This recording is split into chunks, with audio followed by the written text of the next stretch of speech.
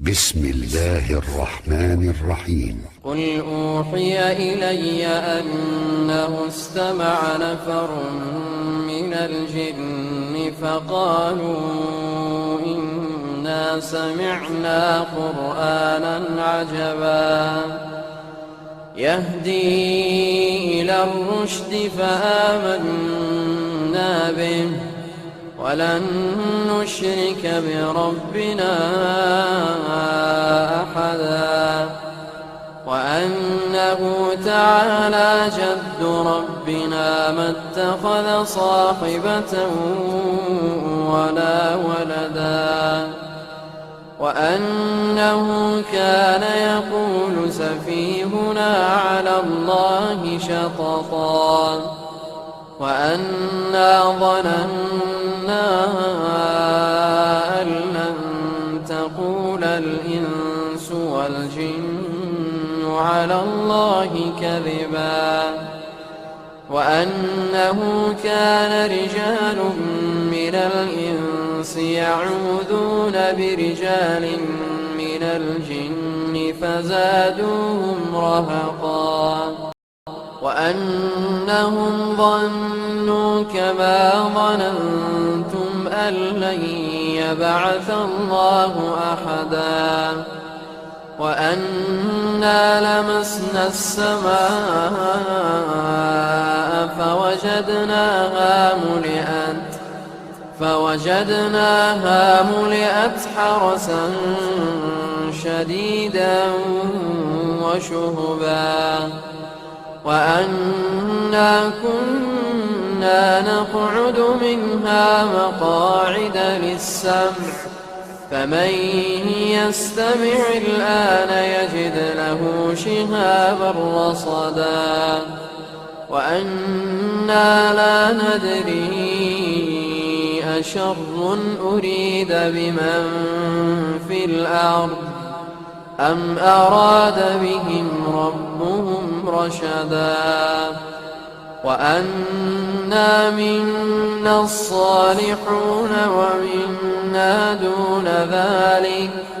كنا طرائق قددا وأنا ظننا أن لن نعجز الله في الأرض ولن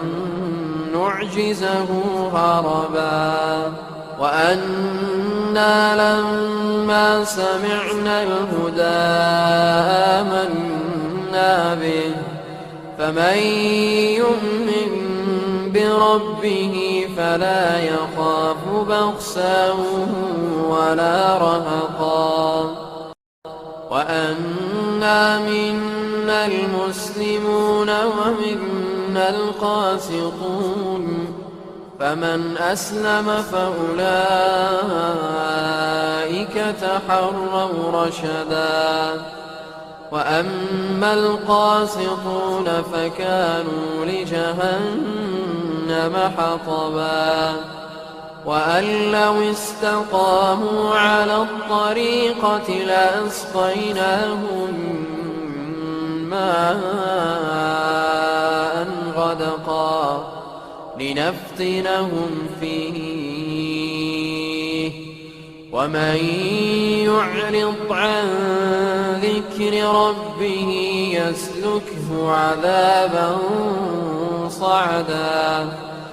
وأن المساجد لله فلا تدعوا مع الله أحدا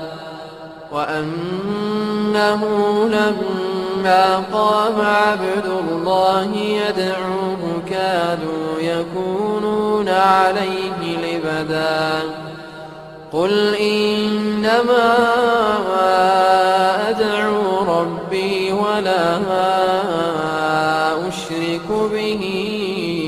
أحدا قل إني لا أملك لكم ضرا ولا رشدا قل إني لن يجيرني من الله أحد ولن أجد من دونه ملتحدا إلا بلاغا من الله ورسالاته ومن يعص الله ورسوله فإن له نار